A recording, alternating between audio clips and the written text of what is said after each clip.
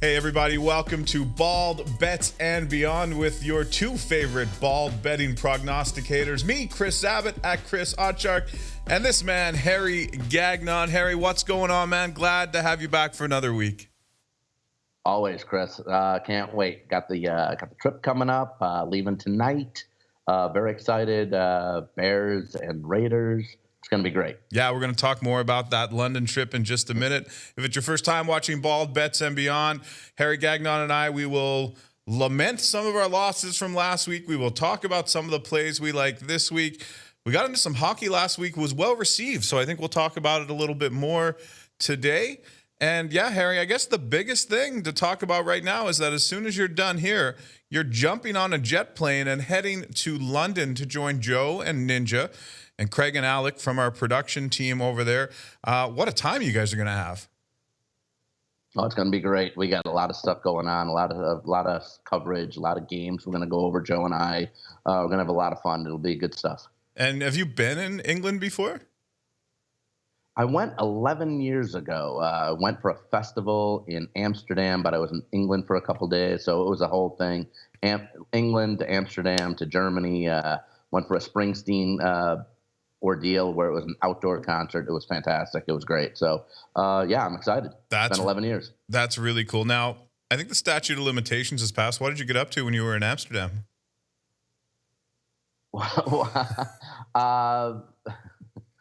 No comment. Was it fun? Was it fun? It was fun. It was great. It was a lot of different things that that you can do now in the States that you can't do that you couldn't do in the States back then. So I had a blast back then, and in England it was great too. All right, so it's gonna be fun. All right. Well, one of the things you are going to miss when you're gone, you're an Arizona Coyotes season ticket holder, and the NHL starts tonight as we're recording this on Wednesday. The Coyotes play their home opener. Did you tell me on Saturday night? Saturday, they have the Bruins in town. Now, you've got some pretty good seats. I should have posted a photo of your seats because they're absolutely unbelievable. I can't wait to come to join you and take advantage of this. But they're really, really close to the visitors' bench. Well, they were close to the visitors' bench. We had those seats, me and my buddy and my pal, he's a hockey nut. Just to throw out there, he had he's from New York City. In 94, he had season tickets to the Rangers. So obviously when the Rangers won the Cup in 94 against Vancouver, it was quite the mob scene. So it was craziness there. He told me an endless story. So our seats were behind the visitors' bench because we tried to bring a little home cooking, against whoever's in town. But now we've changed. This is going to be the second year in a row we have them right behind the Coyotes bench because, sometimes it hasn't worked. We're trying to change things up so we can get in the playoffs. But yeah, for like 8 years, we had seats right behind front row. It's a tight fit. Big guy here, Kris. I'm just letting you know. You come out, you're my guest. Just letting you know that front row when you get in, it's a tight fit, man. Letting you know it's a tight fit, but still we're front row behind the visiting bench. So it's you see a lot of stuff that a lot of people don't see. You got 3 tickets though, you said, right? Got 2. Oh, only 2. I was going to say, if you have 3, maybe we'll just have to use the 3 of them. We'll give ourselves some extra leg room. But right.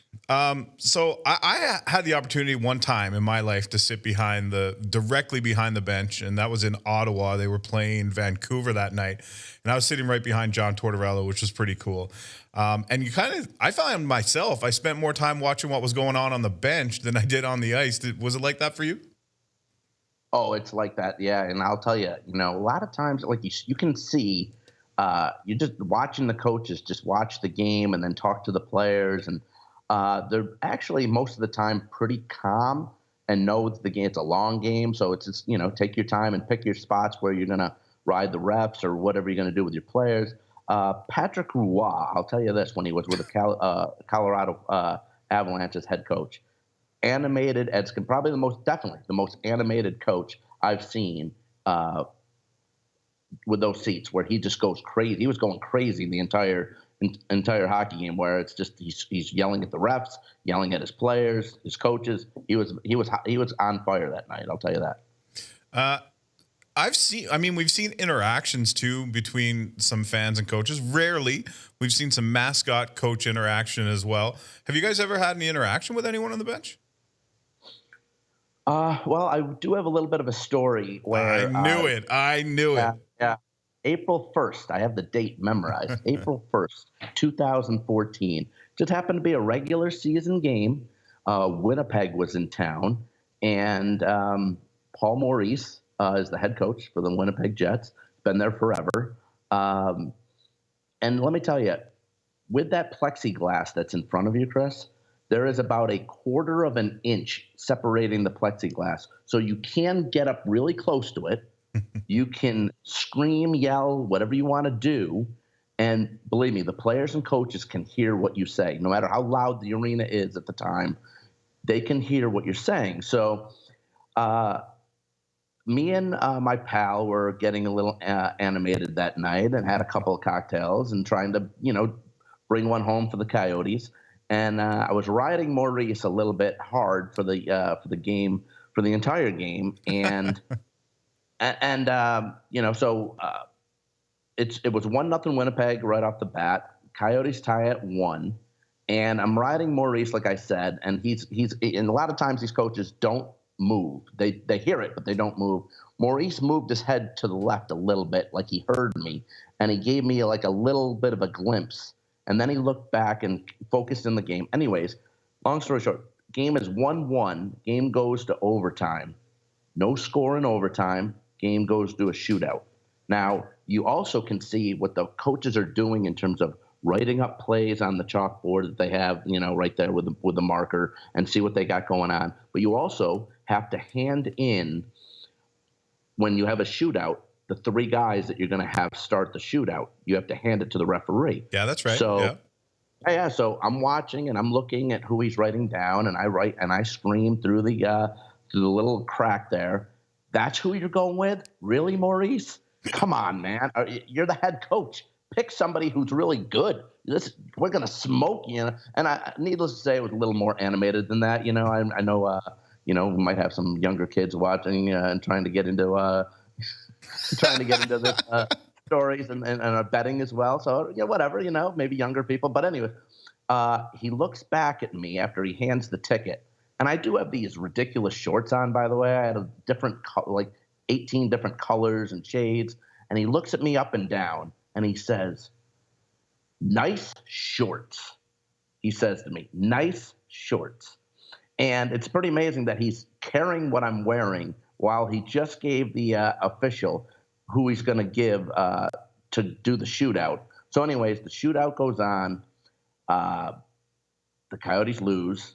Winnipeg wins. And as soon as Winnipeg wins, because they had a goal, and it was the third time for the Coyotes. The Coyotes missed 2 shots.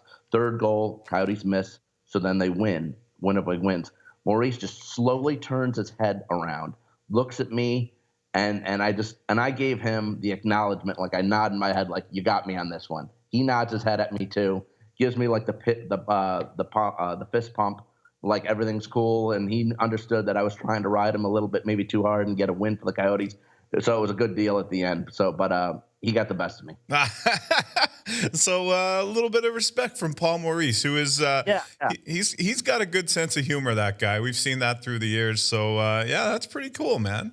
Yeah, it was nice, and like there's been other instances when players see us and we're getting a little loud and get a little crazy. So just hoping for a nice season this year for the Coyotes. A lot of people anticipate them to be better this year. They probably could have made the playoffs last year if it wasn't for a nice run at the end of the season by Colorado to get that 8th spot. So we're hoping for good things here in the desert. Now, Rick Tockett's the head coach there now, isn't he? Oh, yeah. Yeah. And Rick likes the sports betting. Does he know that you're sitting right behind his bed? He doesn't. I'll tell you what, that guy is cool as a cucumber. He just does not move. He's not phased. John McClain, if you remember John McClain from the Devils, and he played for the Rangers. He played for the Devils in that 94 year. He's his assistant coach. He's the guy that talks to all the players and draws up plays and everything. And Tocchet just sits there stoic, and he knows what's going on. And hopefully he's got a good thing going on this year. I've heard of a few guys that played for Tocchet when he was in Tampa Bay, and they really liked him, really respected him. A couple of guys that I know. Yeah. they thought a lot of him. Yeah. We're hoping for good things here. Yeah, we're hoping he can turn this team around with a lot of new players. They got Phil Kessel. That's a huge acquisition for them. Usually they don't get big name guys. They got one this year, so we're hoping for good things. Yeah, and Alex Galchenyuk moves on to Pittsburgh, where Tocchet used to play as well. That's interesting. Okay, most people are tuning in here, Harry, not to hear about our stories, but to hear about sports betting, and we're right in the thick of the college football and NFL football season. I am basically out of contention in the Circa contest. I went 1-4 again this week. Not good. Went 2-3 bet online. I'm well under 500 in both, but you are still in the hunt in the Golden Nugget contest. Now, you were tied for first a couple of weeks ago. You dropped back a little last week, but did you make up any ground this past weekend? I made up a little bit. I went 4-3. I was 4-2, and I had the Vikings, and I had a good line too. I had +2.5, and I know that a lot of places when game time started, it went to a pick. I think the Bears-Vikings game went to a pick. I think so too. I had had +2.5, but boy, they didn't show up at all on offense. Got a lot of issues with Cousins. But I did, like I said, went 4-3. I was tied for 36th going into the week last week. I've moved up 7 spots. Now I'm tied for 29th. I'm 18-10 against the spread overall. But, 29th place, Chris, but only 2 wins out of second. So It's really bunched up there. It is, and plenty of time to go, too. It's hard to believe we're into week 6 of college football and week 5 of the NFL. And before we talk about week 5 and 6, respectively, we always could talk about the bad beats. I had a horrible weekend, Harry. I've been on just a terrible run for the last probably week and a half, 2 weeks. And really, this week I thought for sure Chiefs were going to cover, and I had them in a money line parlay with Baltimore, and Baltimore loses to Cleveland. So I got a couple of questions for you. Are the Detroit Lions for real, or did KC have a little bit of a letdown last weekend? No, I think Detroit's for real. I mean, Stafford's been playing real well. He's hooking up with Galladay every week. Johnson had I want to say about 140 yards combined. And really, they should have won this game. They had a lot of ordeals when they were down around the 10-yard line of Kansas City, twice inside the 10 where they got no points. So and Kansas City scored late to win it. So I think Detroit's for real. Their defense has been playing, for all intents and purposes. I know they gave up 34 points, but they held Mahomes to practically nothing in terms of touchdowns. Usually he's going for 2 or plus all over the place. I mean, to do what they did against Mahomes is as good as anybody. And they shut down Rivers and with a win at home. So a couple weeks ago, this team's good, Detroit. Yeah, I think that's the most concerning one for me is that Patrick Mahomes didn't throw a passing touchdown. I know he got down to the goal line. They ran it in a few times, but I mean, we're used to him having those, those long throws and guys, 60, 70-yard touchdowns, and they were nowhere to be found. This is a guy, Mahomes is averaging 378 yards passing a game. And like you said, there's touchdowns all over the place. He was sprinkling the ball around. He went to, he's gone to, 14 different receivers this year. Wow. Yeah, that's crazy, right? But like you said, no touchdowns. That's huge to be able to hold him. And Detroit really should have won this game. Yeah, I know. I'm with you there. It's a little bit of a head scratcher. I'm interested to see how they turn it around. And then they got the Baltimore Ravens, who opened as a 6-point home favorite, closed at 7, and they get steamrolled by the Cleveland Browns. And now you've got to look at it like Baltimore get rolled over by the Browns. The game against Kansas City, they were never really in it. They covered late with a couple of touchdowns on miraculous plays. Had Kyler Murray been better in the red zone, they could have lost to Arizona, and they blew out the Miami Dolphins. So are the Baltimore Ravens overrated? Yeah, they might be. That game against Arizona, I think they got 6 points in the second half, 2 field goals when they could have put that game away, and they didn't. And look, a lot of people were giving the AFC North to Baltimore before last week, and now look at what happened. You said Browns just steamrolled them. The Steelers got a much-needed win, and the Bengals are pathetic, obviously, and can't do too much with anything. They were all really awful on defense last week, too, on Monday night. But, you can't count the Steelers out just yet. And now it looks like it's going to be at least a 2-team race, and Baltimore might be overrated. I thought the Cowboys were getting a great line in New Orleans. I think we both might have thought that as well. But I don't want to put words in your mouth. And they did not do anything against an all of a sudden good New Orleans Saints defense. What's up with that game? I lost on that one as well. I thought that was my favorite pick of the week, I think. I discussed this yesterday. We discussed this on Against All Odds with Cousin Sal on this game and what happened. And I told those guys that Prescott's completion percentage has been going down for 4 straight weeks. It's gone. And they played some easy games too. So now they're getting into a tougher schedule. And Elliott hasn't looked that spectacular. He's not lighting the world on fire with his rushing. No. You know what I'm saying? And Bridgewater is a guy, like in this game, he's not going to go out and get you 300 yards and 2-3 touchdowns, but he knows how to manage games. And I think he did a great job at doing that, controlling the tempo, controlling the time of possession. Dallas couldn't get down the field. Dallas had a turn at Witten, had that fumble at the 50-yard line, which was bad. But still, Dallas beat, a couple of decent, easy teams. So listen, and Eagles are right there for the East. Giants, like I said, those guys were busting my chops 2 weeks ago when Giants were 0-2. Now the Giants are 2-2 with Brown in there, and Dallas not looking so sharp right now. Yeah, well, I mean that leads to my next topic is that underdogs went 10-5 against the spread. And they won 8 games straight up. And we're talking about your Giants, who were a small favorite, but they're an underdog again this week. And I'm going to roll this right into our big hogs and underdogs section, and we'll talk about the wins from last week later, because all of a sudden underdogs are hitting a lot. And with the Giants plus 5.5 at home this week, I can see taking them straight up or putting them in a teaser with maybe the Jets, who are getting an awful lot of points against the Eagles as well. What's your take on all these underdog teams and road teams covering? It's a mix of different quarterback situations and players that are veterans that aren't getting the job done. I think that in my picks that I made for Odd Shark last week, when I did my analysis of every game, I had underdogs all over the place, thinking that they're going to come close to covering and winning straight up. And a lot of them, like you just said, the percentage was great. I mean, this week it's just like I said, a lot of new quarterbacks in there and old. Where Deshaun Watson. I'll give you an example. He's put up points, and we'll get into this later on with the game against the Falcons, but he's put up good numbers on the road, but at home they haven't shown up when they've been a favorite. Mm-hmm. And you just got to scratch your head and wonder what's going on with teams like this. And again, the Giants turned it around. Like you said, they might be a play this week. I sort of maybe might lean the other way in the money line, but I can't back Cousins. The guy's basically $84 million down the tubes.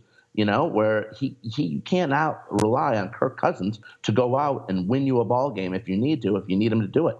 Well, that, and you've also got the fact that Adam Thielen comes out this week and basically says Kirk Cousins can't throw the ball down the field. Cousins comes out in the media and apologizes.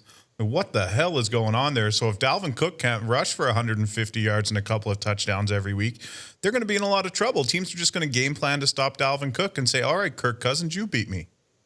That's pretty much what happened last week in Chicago. Mm-hmm. Yeah, absolutely. So I think I like the Giants here. Like I said, I might tease them with the Jets because I think 20 points for the Eagles to win is a big ask. But I got to talk about your Buffalo pick last week. Everyone thought you were nuts. Everybody thought there's no chance Buffalo covers in this game. And Harry says, hang on, guys. They might, and I like the money line.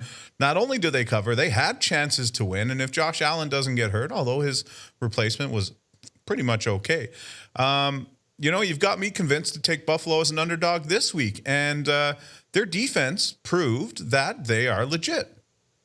I'll tell you, they are legit. I mean, Brady did nothing. I mean, there were a couple of mistakes, obviously big mistakes by Buffalo. The block punt for the touchdown was huge. And Allen just not knowing what he was doing. Josh Allen was awful. throwing the ball down the field off his back foot, interceptions here, interceptions there, cost them possible great field position and possible scoring chances. But still, they held in there. Their defense was gritty. They held Brady to nothing. He couldn't get any first downs going. Couldn't get anything offensively going. Now I know before, but right before halftime too, right in front of the official's face, Josh Allen got a face mask. They don't call it, and then he takes a sack on the next play, and then Hauschka misses the field goal. That was crusher, And also with 9 minutes to go, I don't totally disagree, but when they were at the 4-yard line, when they're at the 2, they ran Gore and didn't get the touchdown. Lost 1.5 yards.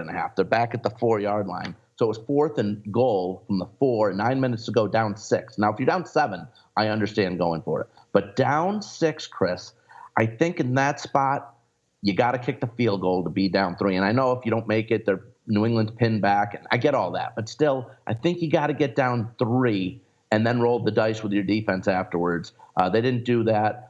They still lost by 6 because the Patriots actually missed that extra point right off the bat when they had the touchdown.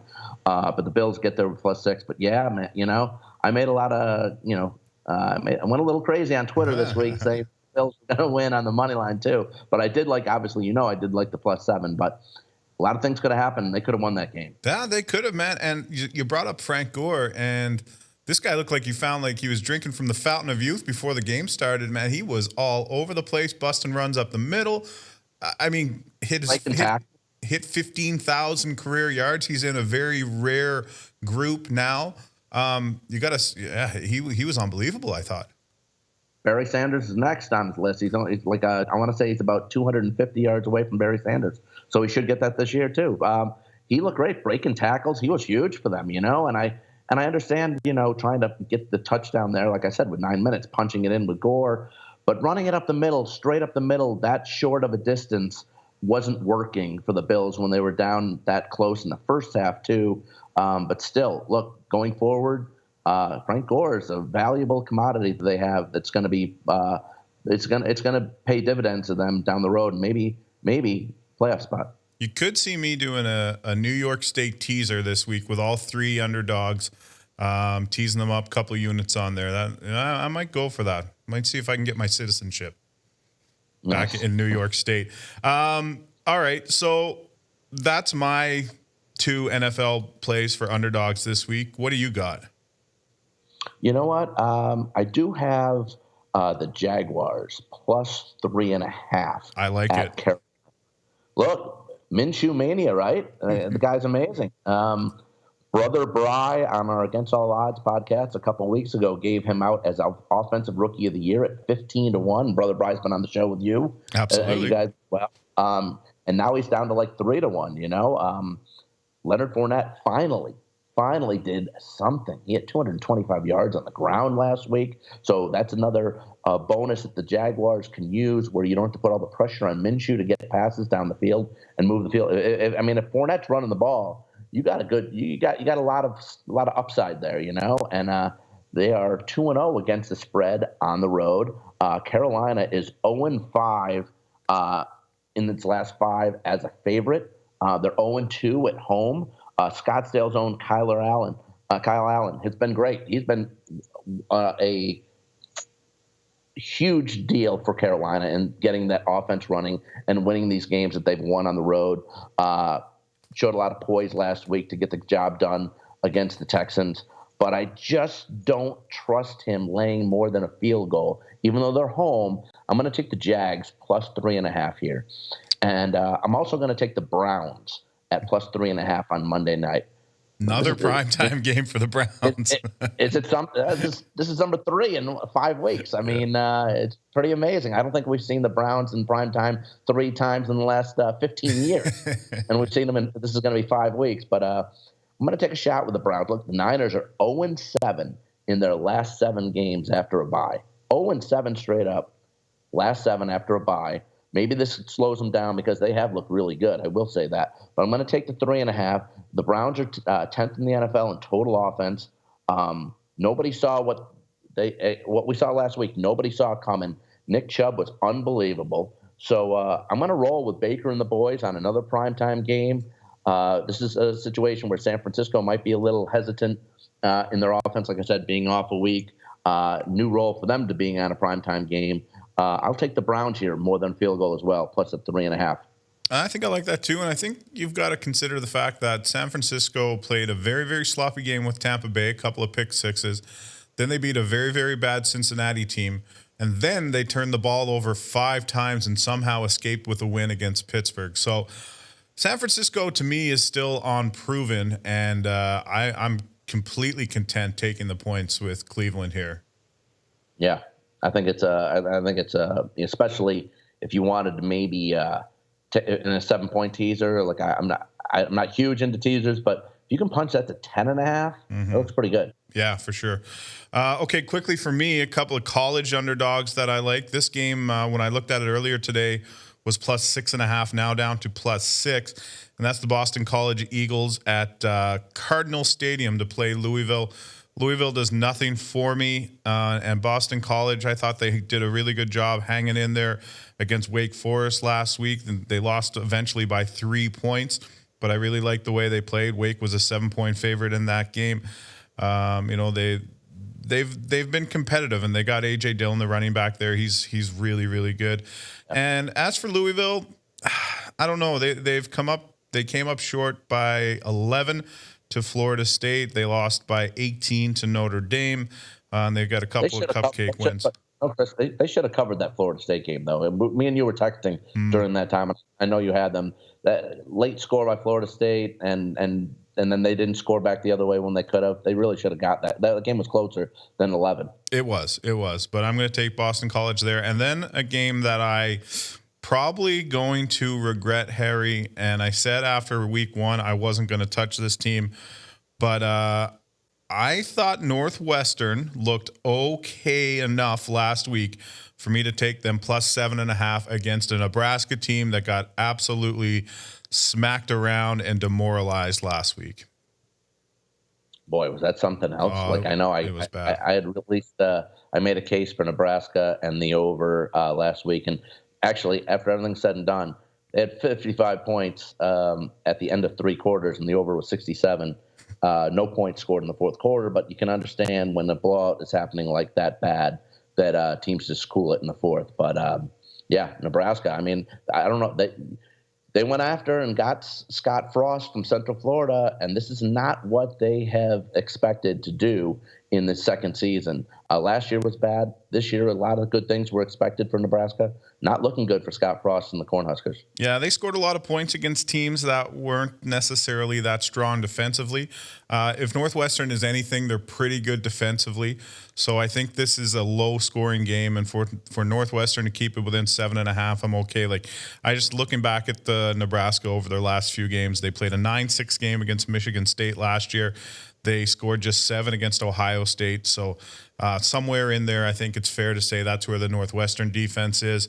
So like I said, I think this is low scoring. I wouldn't mind the under here either at 49.5 because Northwestern's offense isn't that great. No, and quarterback Adrian Martinez, he's digressing. I mean, he was 10-1 to start the season as a Heisman candidate. He's not even on the board. I mean, he had 3 picks last week, no touchdowns, and had about 30 yards passing. Yeah, he couldn't throw the ball at all. He tried to run it. He didn't get anywhere. So, I think Pat Fitzgerald, Northwestern would be ready to go for this one, and I like them as an underdog. You got any college underdogs this week? You know what? I do have a couple plays. I do have a teaser out there that I do like. I'm going to give you that. It's a 7-point teaser. Let's see. It's going to be the Pac-12 teaser, I like to call it, where it's, oh, boy. I'm going with both teams from there. Yeah. That you do not like, I am going to take both underdogs and tease them up. I'm going to take Oregon State plus 12.5 on a 7-point teaser against UCLA, and I'm going to take Stanford plus 22 on a teaser at home against Washington. Now,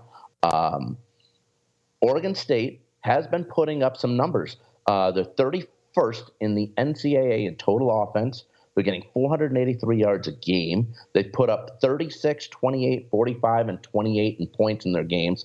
And I don't like UCLA's had a couple good games in a row where they played well, but I don't think that as a favorite it works well for them. I like them in the underdog role. I don't like them as a favorite. The quarterback for Oregon State, Jake Luton's got 9 touchdowns and no picks. So I'm going to take double digits with Oregon State here with a quarterback who has no picks, and he's been played real well. And then on the other side, I'm going to take Stanford up to 22.5. David Shaw's team just doesn't get blown out at home. The Cardinals have not lost by more than 22 at home since October of 2016. Washington is 0-5 straight up in the last 5 games at Stanford, and has lost those games by an average of 18. I think Stanford can keep it within the number here. So again, I'm going to take Stanford plus 22 on a teaser, with Oregon State plus 12.5 on a 7-point teaser. It's interesting that those actually, it's hilarious that those are the 2 games that you went with, because when I was looking for my big hogs and underdogs, I looked at both of those games straight up as underdog picks. Not straight up, but you know what I mean, as single games, not teased. And it's funny that you said that, because I thought, no, I can't. I was like, I can't put money on Stanford. But when I was looking at it, like, well, it's probably a good spot for them there. It's a pretty big number. And then Oregon State as well, right, with UCLA. So we're bald and beautiful, buddy. We're thinking along the same lines here. Okay, so that's the big hogs and underdogs. So I did skip over, because we were on the underdog conversation, and I don't want to leave out the good wins we had last week. Was your teaser the Penn State Air Force? Air Force San Jose State? It was Penn State, the Friday night tease that I made. Penn State -0.5 against Maryland, and then the San Jose State Air Force game to go over 50. That's right. And I texted you and I said, what was that teaser again? Because I wanted to play. You wanted to jump on it. I was looking back at my settled bets, and that was one of the few wins, for one of the few green ones that I had. And I was like, that was Harry's play, I think. So I wanted to make sure. I also played Penn State straight up -6.5, and that was easy. How bad was Maryland in that game? How bad's Maryland been lately compared to what they did to start the season? I mean, what's going on? Well, I'm strongly considering fading them again this week. I'm not even sure exactly who they're playing. I'm going to double check that. But I looked at it and I was like, can I fade Maryland here again? I know they're on the road, and bear with me. They're playing Rutgers. That's why I was hesitant. They're 13.5-point favorites at Rutgers. But, man, they've been bad. Now, Rutgers is one of the worst teams in the country, so I don't know if I can go there with that. But then Oklahoma covered the spread. They're becoming pretty reliable, actually, with these big spreads. And how good is Jalen Hurts, man? Lincoln Riley could very, very seriously get his 3rd Heisman quarterback in a row.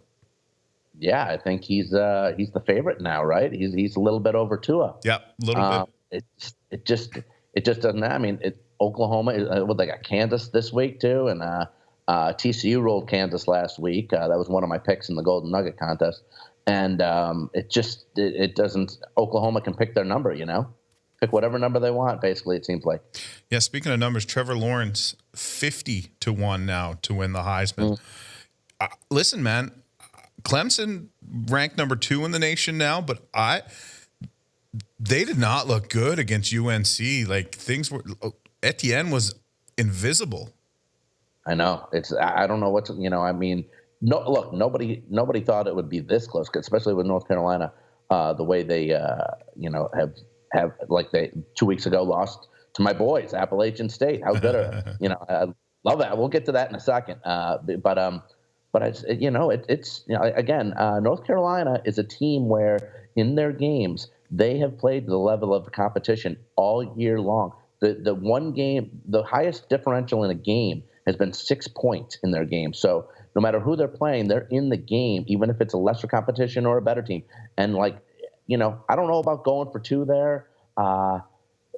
It's an iffy call, I know, but I mean, I can understand. Mac Brown, hey, I give him credit for going for it and having this team ready. But Clemson, I don't know. I mean, the problem is in terms of the Final Four teams and to get to the championship is the rest of their schedule. The rest of Clemson's schedule is so easy that you still have to sort of put them in there, even though they almost had the slip up. We thought UNC was going to be easy. If they get another 1 or 2 close games like that, when you've got teams like Ohio State and LSU, Oklahoma, and even when you get down Auburn at 7, who have looked so good, and Clemson have not. They need to start rolling some teams to get that, okay, you're in. We know you won last year, but they have not been dominant. I don't think even, games they've won big, it hasn't been like where they come out like last year, boom, big play, touchdown, they're up 21-0 in the first quarter. It hasn't been that way. No, I know. And, look, if you're going to take two teams for the SEC, if you're going to take Ohio State, and that leaves Clemson there. But again, what's gonna go on here? Georgia doesn't play Alabama, and more than likely, Georgia will be in the NCAA championship. When Alabama plays LSU, look out. You know what I'm saying? Because what are we gonna, how are we gonna explain what we're gonna have? Because if Clemson has another close one, like you said, maybe they slip to 5 somehow. And can you have 3 SEC teams in there? I don't know how that looks. Oh, I don't know how that looks either. But if Alabama and LSU played a close game, it's just, I don't know. We'll have to see how it plays out. It's a lot of scenarios, but Clemson needs to play better. They do, and I don't know that Dabo slept very well on Saturday night. Also, even when they lost to when they end up blowing out Syracuse, so many chances that Syracuse blew late where they could have made during the entire game, where that game could have been a lot closer too, and it shouldn't have been. Yeah, I know. Okay, let's talk about your wins from last week, because you had a few that, again, from Harry's Hidden Gems, going 2-1. People got to be checking out this article over at oddshark.com, because you're basically printing money for them. Well, we did talk about the Bills as my underdog play in the NFL, which was a winner. But also, I did give out Coastal Carolina and Appalachian State to go over 58 points. And this is the second time I've rolled with Appalachian State. 2 weeks ago, I said they'd beat North Carolina straight up, and they did by a field goal. And then this past week, I had over 58, and Appalachian State wins easy, 56-37, 93 total points. Had that. I think I texted you. I think just bragging a little bit because I had not a lot other stuff to brag about. But I think I had the over with this game, even though it had like 2 weather delays. That's what I was going to say. That's the one that was 14-7, and then there was a weather delay in the first quarter, right? Right. Yeah. But I mean, I think eventually, still, once they finally got rolling, it was over the 58 points with 10 minutes to go in the third quarter. Those are the best, man. Like it's been tough sledding a little bit. So when you get those, it's like finally I knew it. You know what I mean? But how about this? What's your pipeline to Appalachian State here? Like they are making you money. You're gonna have to get a tattoo or a jersey at a minimum. The Mountaineers, baby. The real Mountaineers. The real Mountaineers. That's not West Virginia. The Appalachian State Mountaineers, baby. Any other wins from last week that we should be bragging about for you? Nah, I got nothing. I don't know. I had a couple, but it's still, they could have went either way. Nothing spectacular. Yeah, I know you didn't play a whole heck of a lot last week. Yeah, I didn't really. I didn't like the card last week, and for the most part. And this week is, I think this week's tough too. It really is. I think that there's like 2 good college games, decent, not even great games, real good, I'd say. And the pros, so. I'm not big on this week either. Yeah, I've got Auburn for my college plays. Auburn -3. I really like that. And I've got UCF -4. And UCF, they're going into Cincinnati. Cincinnati did not handle a pass-heavy offense against Ohio State well at all. In fact, they got absolutely smoked.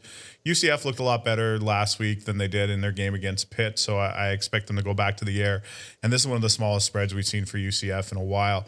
And when it comes to Auburn, man, Bo Nix has been really, really good. Felipe Frank's out. I know, what's his name? Trask is the quarterback now at Florida. He has not seen he has. But he's not seen a defense that he's going to run up against. And we talked about him last year, Jatarvius Whitlow.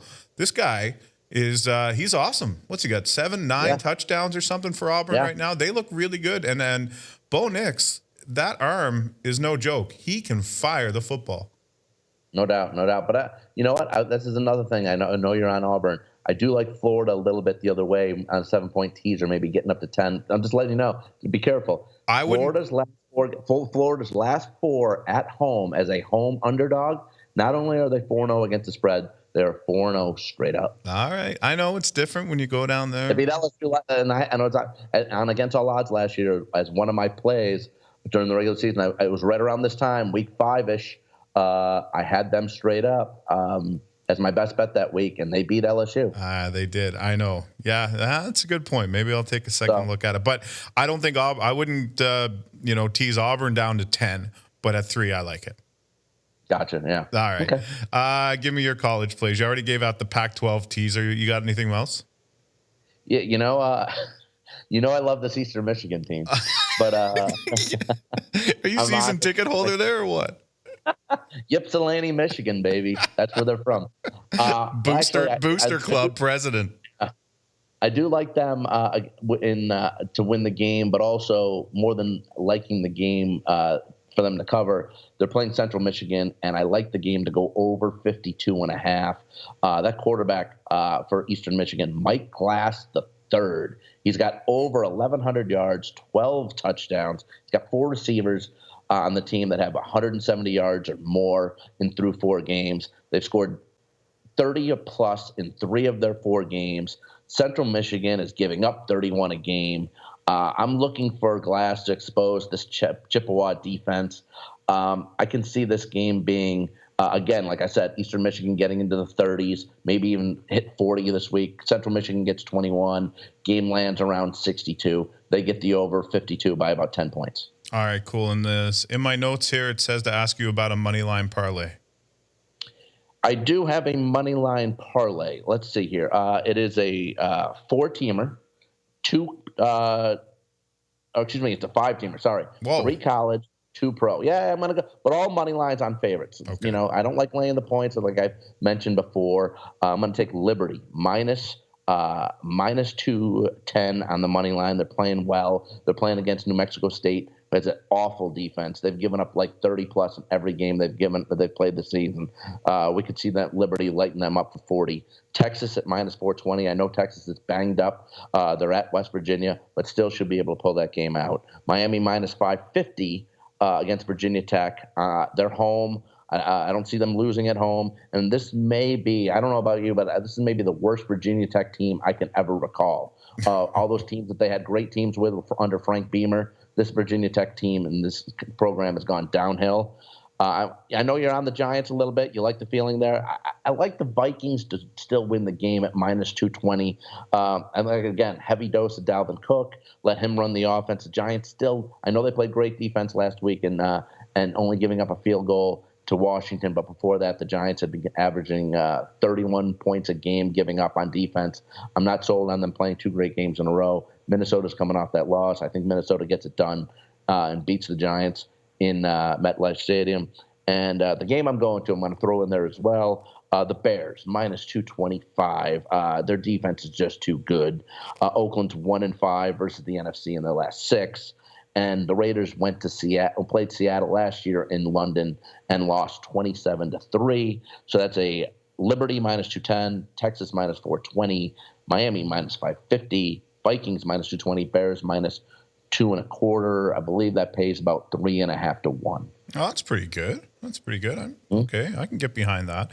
So you're gonna put some bets. You're telling me you're gonna go to an NFL game and you're probably gonna bet on it, right? You're going to London. You're gonna see the Bears and the Raiders. Are you got just the one play in the parlay, or you got anything else going on there? No, you know what? I think from everything what I've seen too, weather-wise, it looks like it's going to be rain, and I think more rain. That's what they say about London, yeah. Yeah, so you know what? I got to have a 2-team parlay as well on this game. And I don't really like laying points. So what I'll probably do is go Bears money line, and I think I'm going to go with the under. The Bears are 11-4 against the spread in their last 15. They're 8-2 against the spread in their last 10 games after against the spread win. The Raiders are 1-10 against the spread after against the spread win, which they did pull a little bit of a shocker last week in Indianapolis.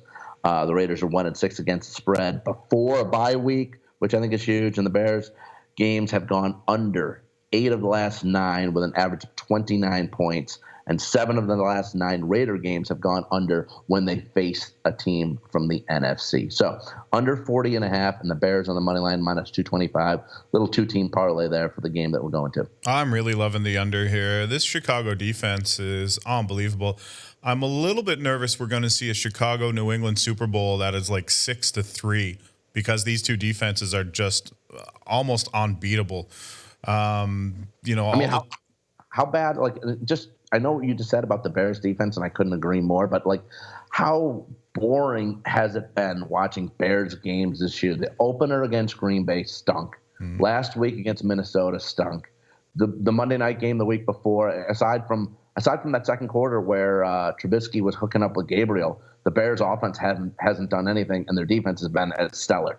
And it makes for boring television, but still, their defense is off the charts right now. It's unbelievable. The one thing about that Monday nighter that I liked is Gilles Gallant here in our office was betting turnover on every Washington drive, and they had 4 or 5. He cleaned up. I think he won 10 units that night. He was just betting it. He's like, turnover, bang, interception, turnover, fumble, turnover on downs. He cleaned it up. But yes, you're right. From a pure watching the game aspect, for example, for the people in London, it's going to be a long day for them because they're not really exposed to the game as much as we are. I'm sure there's huge NFL fans, don't get me wrong. But if you're trying to get your game into a new market, this might not be the marquee matchup. Yeah, there's a couple games I think this year, but hey, I would like if I'm wrong, I'm wrong, and we see offense. That's fine. I've lost before. I'll lose again.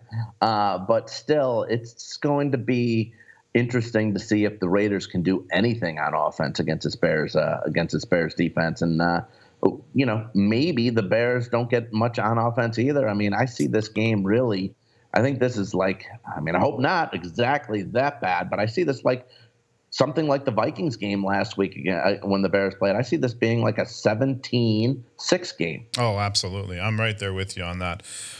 Okay, we've got one more thing to do with football before we get into some other sports, but we've talked about the games that we do like. Any game that you are not interested in playing at all this week? Yeah, I had mentioned it earlier and with the Houston Texans, and it's the Falcons game at the Texans this week. I've lost again. Like I said, I'm 18-10 in the Golden Nugget contest. 2 of my losses have been the last 2 weeks taking the Falcons. I am off the Falcons. I am off Matt Ryan. Matt Ryan had 7 total interceptions last year. He's got 6 already this year. They've been outscored 41-3 in the first half on the road this year. But meanwhile, on the flip side, the Texans have scored 27 and 28 points on the road this year. But at home, they're struggling to even reach 17 points. And DeAndre Hopkins isn't getting used as much at home at all. He had 41 yards last week. The home game before that, he didn't do much either. So this is something where Atlanta on the road is bad. That Houston at home is bad. So how do you even go about picking this game? And not to mention, did you happen to notice or listen to Deshaun Watson's post-game interview about when? I don't know what to make of that, Kris, exactly, because it sounded like I was very impressed with his, the secondary comes in down, the linebackers, close to the front, and he's given all these terms.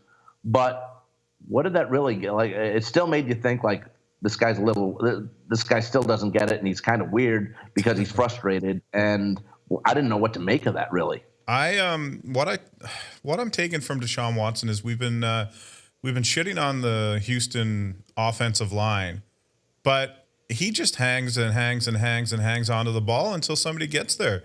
The guys can only do so much before they hold or get beaten by defensive linemen and linebackers, and he just doesn't get rid of the ball.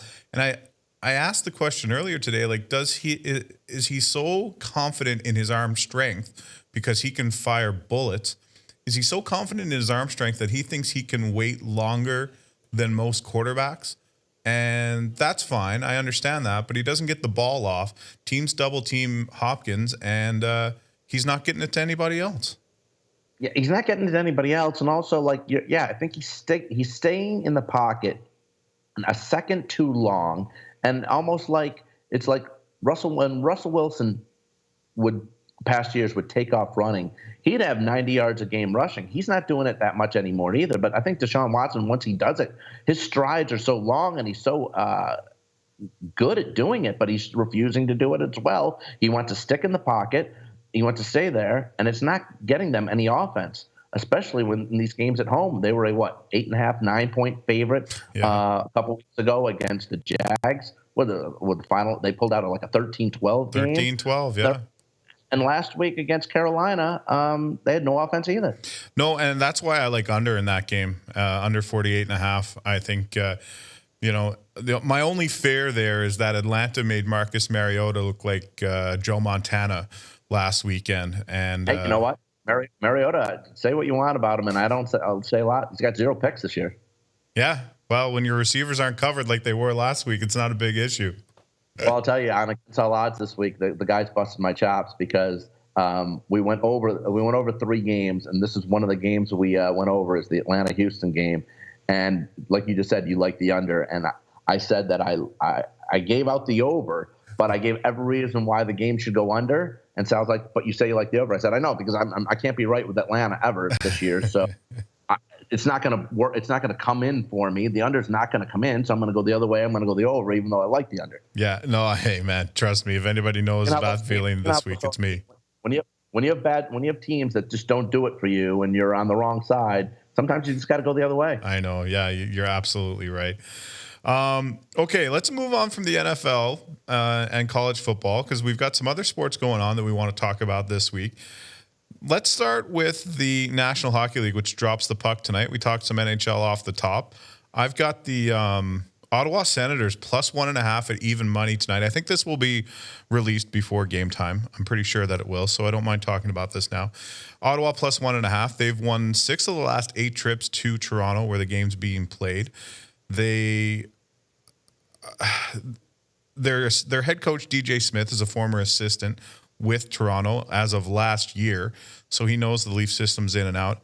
And there's a ton of pressure on Mike Babcock here. This guy, if he doesn't get the Leafs deep in the playoffs, is going to be looking for a new job, and he has not started off very well this year. This whole captaincy thing and not naming a captain and trying to keep it from everyone, I think is a bit ridiculous. And then Jason Spezza goes there, signs a league minimum deal just to play in Toronto in his hometown. Maybe his very last home opener ever. And he's playing on the 4th line anyway, 4 or 5 minutes a night. And Babcock scratches him in the home opener. That's a dick move to me. Look, you're the hockey expert. I would say that doesn't make a lot of sense to me either, though. No, it doesn't. But anyway, I do like Ottawa plus 1.5 here. They've had a lot of success in Toronto. They won both exhibition games that they played this year. I know that doesn't count for a whole lot, but I think you were on both of them too, right? What's that? I think you were on both of them too. You text me. You're all over Ottawa. Every night you'd send me who you got. You were all over Ottawa. And it makes sense because I grew up a Maple Leafs fan. So, again, I've been so unlucky I might as well bet the other side of it. Did you look at that game tonight? I did look at that game a little bit. I looked at all 4, just for a little bit. But you know what? I'm going to make a little play tonight on that Ottawa game as well. I'm going to take the Ottawa-Toronto game, though, over 6.5. The line is at minus 115. Look, to start the season last year, Toronto's offense was clicking on all cylinders. They were great. They tailed off a little bit at the end last quarter of the season. But there's a lot of teams in the East, Chris, that I like when they play each other. This works out pretty good, too, when they play each other, I lean towards the over.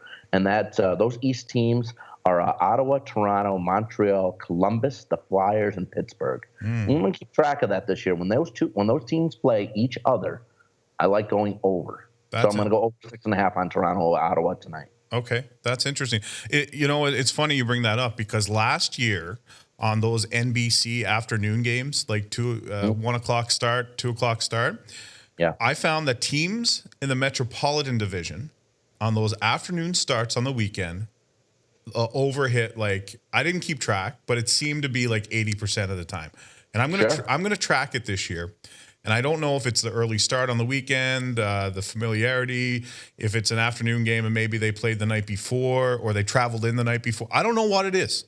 But it was like, if the Rangers played the Devils, it was guaranteed a 5-3 game, 7-4 game.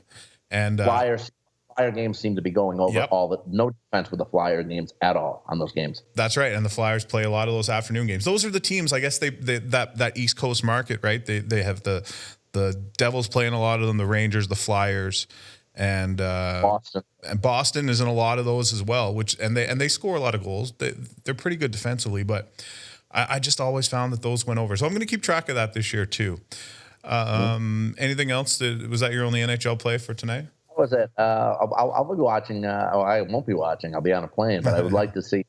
I'd like to see Vegas starts tonight too. I want to maybe try to find opening. It's a show before the actual show. With being in Vegas, so I want to see how they open up the season this year. A lot of anticipation, a lot of good things expected from the Golden Knights this year too. Yeah, and they're playing San Jose, of course. They had that crazy collapse or comeback, whatever side of it you were on last year. All right, Harry, you are going to London. I know that soccer is not probably in your top 5 lists of sports that you bet, or if it even is on the list at all. But I know you guys are going to like 1 or 2 EPL matches, and I know you're going to bet it. You have to. Yeah. I'd be disappointed if you didn't. So what do you got for me? Well, I'm supposed to land tomorrow at like 1:40, get to the hotel by 3 o'clock, and then we're on the road to Arsenal is playing Standard Liège. I've never even heard of Standard Liège. I know. All right. And what's funny is the place here in town where sometimes I buy my clothes, the guy is British and he's a super nice guy, and he's a West Ham fan. And I told him I was going to these games, and he was giving me info and whatever. And I got a buddy and he was so pumped up for me. And then a buddy of mine from my hometown, a guy named Sean, great guy, Bears fan actually, gave me some info too that he really likes. He studies this stuff inside and out. So he's telling me, which I'm going to have to play, is he thinks Arsenal will win the game. So I'm going to ride with him on that a little bit. But he said the value isn't great. So for both teams to score in this game, Arsenal versus Standard Liège is minus 130. So I'm going to take a little action on both teams to score there.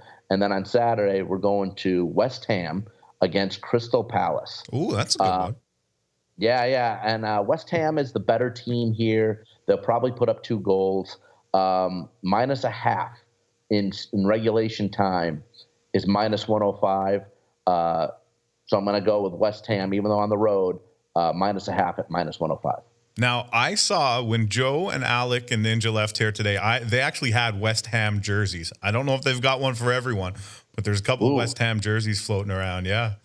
There is. I need a triple X. Yeah. They didn't look. I looked at them. I was like, I don't know. I love those both teams to score bets. On the road, West Ham jerseys, and we'll be on the road. That could get crazy. I know. You guys might meet up with some soccer hooligans. Right. It might be, it could, it's a whole new environment for me, buddy. So we'll see. Well, I know that Alec is going to have the camera rolling at all times. And I think the idea is for you to mix in with the locals, maybe at a pregame pub cut type of. I'm really looking forward to see what you guys come up with. Oh, it's good. We got, Joe and I have got some tricks up our sleeve. That's for sure. Oh, you can bet. Is this? I don't know if this is from an old document that I have, but it says something about golf picks. Is that you and me? We doing golf now? I put it this way: my old hometown, Las Vegas, is hosting the Shriners for Children PGA Tour event this week, and I just want to, I'm sure we got, a couple people out there, followers, listeners who could appreciate a couple golf selections too. So, I have a couple since the game since golf this week is in Las Vegas. So I'm going to just throw a couple out there for you. I got UNLV graduate Adam Scott to finish in the top 20 at minus 125. And for him to win the tournament is 20-1. and I'm going to take Patrick Cantlay at plus 110 to finish in the top 10, and he's 11-1 to win it. Cantlay last year shot 20 under and finished second behind Bryson DeChambeau, and 2 years ago, Cantlay won it, and those are his only 2 appearances at Las Vegas. So I think the value is there. He's here, I think, at plus 110, plus money at top 10, and he's finished first, second. I like that a lot. Wow, that's really good. See, every time I talk to you, I'm like, I got my bets picked out for the weekend. Then I talk to you, and I'm like, oh yeah, no, I got to bet that too. God. Oh yeah. Good thing it's good thing it's pay week here at Oddshark, I'd say. Nice. Yeah. Okay, it's almost time to go, but with the NHL season starting, I have given out a couple of futures bets on guys and bets throughout the week. So we're short on time. So if you want to see my futures bets, head back and check those out on the YouTube page on the replays. But what do you got? You got some futures bets you want to get out there before the season starts? Yeah. You know what, real quick, I know you said you grew up a Toronto Maple Leaf fan. I did. I'm big into Toronto. I'm big into Toronto this year, buddy. I'm big. I got a couple right here. I like Calgary this year too. So I got Toronto playing Calgary in the Stanley Cup. You can get that at like 75-1. I like Toronto at 10-1 to win the Eastern Conference. Over 102.5 points for Toronto. Them picking up Tyson Barrie from Colorado is huge to bolster up their defense because they really needed it. And like I said, Toronto really tailed off the last quarter of the season and then losing in the first round to Boston. Matthews, Marlowe, Marner. Marner's over-under is like 94.5 points. Tavares is 91.5. I mean, this team is loaded on offense, so I'm big time into Toronto this year. I got Nate McKinnon of Colorado over 99.5 points. Guy was a stud in the playoffs last year in dethroning the number 1 seed Flames. I think he's going to build on that too. Connor McDavid under 116.5 points. He's coming off that surgery. He had 116 points last year. Last game of the regular season was unfortunate, but he had that surgery. He had that injury. He had surgery on his knee. 116 points seems like a lot here, coming off that. So we'll see how it is, even though I hear a lot of good things that he's recovered well, but still 116.5 is a lot and going under there. And Johnny Gaudreau from Calgary. Last year he had 99 points. His over-under is 92.5 this year. I think that's a little low. I think he's getting shortchanged here. I think over 92.5 is a good number here, so I'll take that over. And especially Calgary led the Western Conference last year with like 289 goals. So I think he's a great playmaker. So I like over 92.5 points, and that's it. Those are my plays. I'm with you on that Johnny Gaudreau one. I really like that, and I don't hate the others either. But the Gaudreau is a real nice find. I think that's really good. Well, you guys are going to London, and you're doing guys and bets for me on Friday, which means I have Friday off. So I'm actually going to Toronto for the weekend, and I won't be there obviously tonight when they play Ottawa, but they play Montreal Saturday night. And I'll see if I can weasel my way into the building for that. I don't think I can afford to pay face value for the ticket, but we'll see what happens. Over, baby. Toronto versus Montreal is part of my over theory on the Eastern Conference. So over in that game. All right, I'm with you. That'll be Toronto's third game in 4 days, so you're probably right there. Listen, Harry, man, have a great trip to London. I'm so excited for you guys. You're going to have an absolute blast. Say hello to the Queen for me, will you? Yeah, absolutely. Let's see if I can. Is that how you do it? There you go. That's the one, right? Is that it? Yeah, I don't know. Screwing in a light bulb? I don't know. Maybe that's the way to do it. I think so. We will reconvene here next week and debrief on the trip. I can't wait. And in the meantime, if I make it back. If you make it back. Have you located the American Embassy in London, by the way, just in case? No, Good idea. Maybe I should do that after the show here. Well, listen, man, safe travels. Obviously, you'll be tweeting at AAOHarry on Twitter. The guys will have all kinds of good stuff up there. Make sure you take care of Joe Osborne. He's going to get himself into some trouble. And keep Ninja off the hard liquor too, okay? The hard liquor, right. But the other liquor is fine. Yeah, that's right. All right. Good stuff, Harry. Have a great trip. Awesome. And thanks to everybody for tuning in and downloading this week. As always, you can find this on iTunes, on Spotify, the video version on YouTube. So you can download it and take it with you, or you can watch us on your device wherever you are.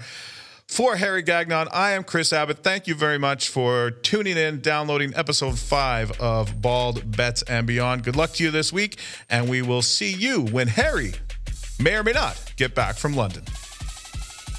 Yeah.